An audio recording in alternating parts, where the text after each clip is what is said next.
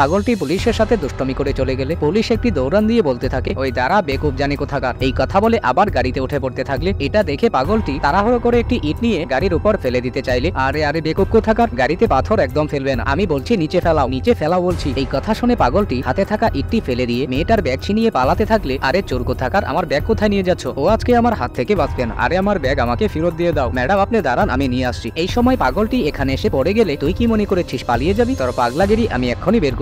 এই কথা বলে ধরে নিয়ে যেতে থাকলে, আরে অনেক শুকরিয়া, আপনি ওকে ধরতে পেরেছেন, আর না হয়তো ও আমার ব্যাগ নিয়ে কোথায় চলে যেত। ম্যাডাম আপনি প্যারাশান হবেন না, আর এসব পাগলামি আমি থানায় গিয়ে ছুটাচ্ছি। এই কথা বলে নিয়ে যেতে থাকলে মেয়েটি দেখে বলতে থাকে, এই পাগলটা বারবার ওদিকে কি ইশারা করছে, ও আবার আমার ব্যাগের কোনো জিনিস ওখানে ফেলে দেয়নি তো। এই কথা বলে সামনে যেতেই একটি লাশ পড়ে থাকতে দেখে ঘাবড়ে যায় আর দৌড়ে অফিসারের কাছে এসে বলতে থাকে, আরে অফিসার সাহেব একটু তাড়াতাড়ি ওখানে আসুন, ওখানে কি একটা যেন। আরে ম্যাডাম ওখানে যেটাই থাকুক, ওটা পরেও দেখা যাবে, আগে এই মুসিবতটাকে থানায় রেখে আসতে দিন। তখনই পাগলটি বেরিয়ে দৌড়ে পালাতে থাকলে ধরতে না পেরে মেয়েটাকে বলতে থাকে, হ্যাঁ বলুন আপনার কি জরুরি, আপনি একবার আমার সাথে আসুন। এই কথা বলে দৌড়ে এখানে আসতেই পাগলটি লোকটাকে বের করতে দেখে বলে, তার মানে তুমি ওনাকে বাঁচানোর কথা বলতে চাইছিলে?